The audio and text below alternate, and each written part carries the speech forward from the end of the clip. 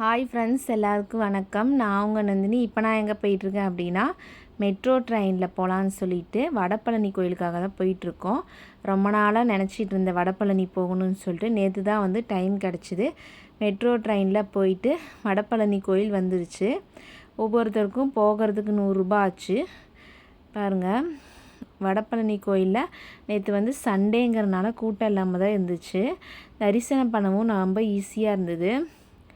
சாமியை வந்து சீக்கிரமாக பார்த்துட்டோம். நாங்கள் லேட்டாக தான் கிளம்புனோம். சடனாக பிளான் பண்ணி 7 மணிக்கு தான் கிளம்புனோம். அப்புறம் 8:15 அங்கே போய் சேர்ந்துட்டோம். கோயிலில் 9 மணியோட க்ளோஸுன்னு சொன்னாங்க. நான் பயந்துகிட்டே போனேன், சாமி பார்க்க முடியுமான்னு சொல்லிட்டு. ஃபைனலாக வந்து சாமிக்கு பூவெலாம் வாங்கி தரிசனம் பண்ணிட்டு வந்தோடனே பிரசாதம் கொடுத்தாங்க. சாப்பிட்டுட்டு அப்புறம் பூவும் கொடுத்தாங்க. நல்லா இருந்துச்சு. பாப்பாவும் நல்லா ஓடி ஆடி விளையாண்டா.